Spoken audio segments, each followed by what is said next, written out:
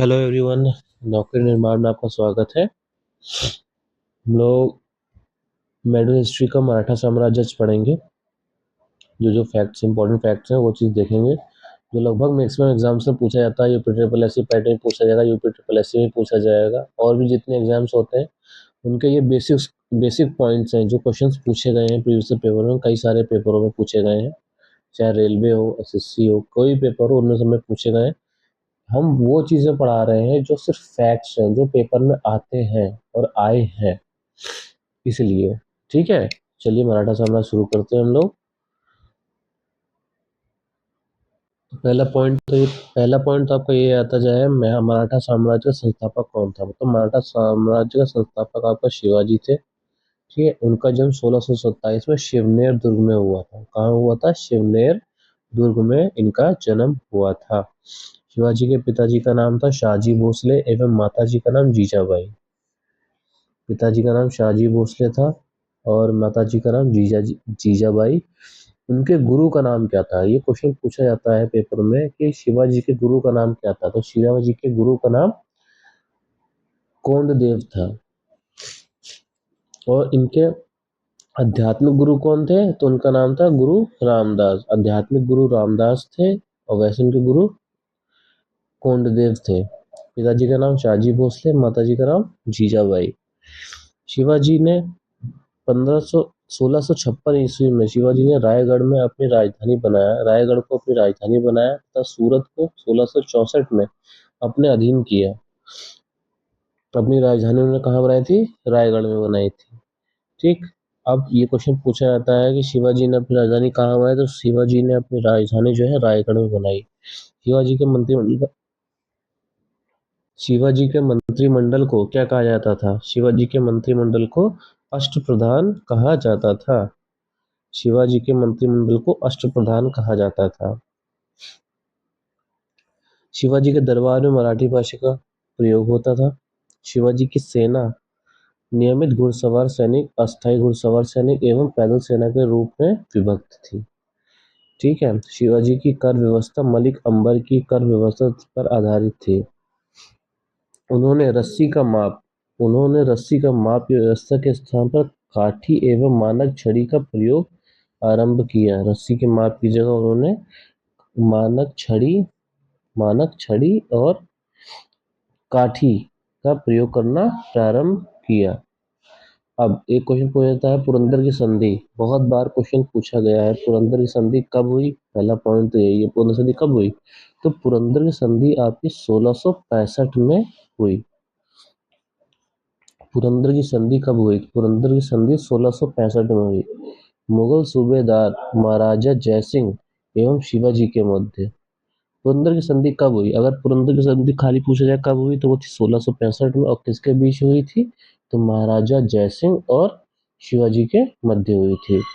ये क्वेश्चन, इस चीज को तो एकदम ध्यान रखिएगा, ये चीज कई बार पूछी गई है अन्य एग्जाम्स में, यूपी ट्रिपल एससी में भी। तो ये क्वेश्चन ऐसा है कि मतलब अगर शिवाजी के चैप्टर कुछ आया है और ये चैप्टर ये क्वेश्चन ना आया तो ऐसा हो ही नहीं सकता। ये मैक्सिमम मैंने देखा है कई बार कई जगह कि पुरंदर संधि कब हुई थी। पुरंदर संधि 1665 में हुई थी। किसके बीच हुई थी? महाराजा जयसिंह और शिवाजी के बीच में हुई थी। 1674 में शिवाजी ने रायगढ़ में काशी के विद्वान गंगा भट्ट को अपने गंगा भट्ट से अपना राज्याभिषेक करवाया। 1674 में शिवाजी ने रायगढ़ में काशी के विद्वान गंगा भट्ट से अपना राज्याभिषेक करवाया। शिवाजी ने छत्रपति की उपाधि ग्रहण करी और अप्रैल 1680 में शिवाजी की मृत्यु हो गई। अब जैसे पूछा जाए छत्रपति की उपाधि किसने ग्रहण करी थी? छत्रपति की उपाधि जो है शिवाजी ने ग्रहण करी थी। प्रथम पेशवा बालाजी विश्वनाथ था। सर्वाधिक प्रसिद्ध पेशवा बालाजी प्रथम। सर्वाधिक प्रसिद्ध पेशवा बाजीराव प्रथम। इन्होंने हिंदू पद शाही के आदर्श स्थापित किए। अब एक इम्पोर्टेंट की पॉइंट ये है, पानीपत का तृतीय युद्ध 1761 में मराठों और अहमद शाह अब्दाली की सेना के बीच हुआ। पानीपत का तृतीय युद्ध 1761 में मराठों और अहमद शाह अब्दाली की सेना के बीच हुआ। ठीक, अब मैंने आपको अगर पानीपत के कितने बैटल हुए हैं, तो पानीपत के जो है टोटल जो है पानीपत के, तो थर्ड बैटल ऑफ पानीपत जो हुआ था वो 1761 में हुआ मराठों और अहमद शाह अब्दाली के सेना के बीच। अब चलो कमेंट करो, फर्स्ट बैटल ऑफ पानीपत किसके बीच हुआ था? तो फर्स्ट बैटल ऑफ पानीपत किसके बीच हुआ था और कब हुआ था? फिर सेकंड बैटल ऑफ पानीपत कब हुआ था, किसके बीच हुआ था? फिर थर्ड बैटल ऑफ पानीपत कब और किसके बीच हुआ था?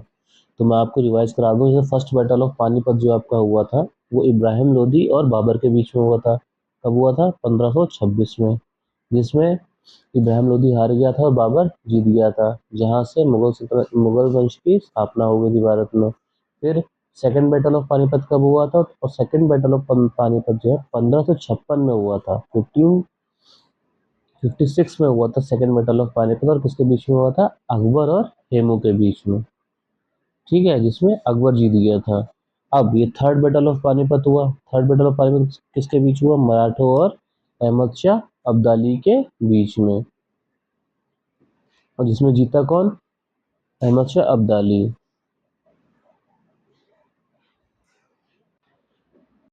कुछ इंपॉर्टेंट संधियां हैं, उनको हम देखेंगे। जो इंपॉर्टेंट संधियां हैं, ये जो पेपर में पूछी जाती हैं अधिकतर चीजें, उनको देखेंगे। 1575 में 1575 में जो है ये हुई थी सूरत की संधि। सूरत संधि 1575 में हुई रघुनाथ राव एवं ईस्ट इंडिया कंपनी के बीच में। 1776 में पुरंदर संधि हुई। अभी बताया था मैंने आपको, पुरंदर संधि कब हुई? 1776 में, 1776 में। ठीक है, फिर बड़गांव की संधि हुई 1779 में। 1779 में बड़गांव संधि।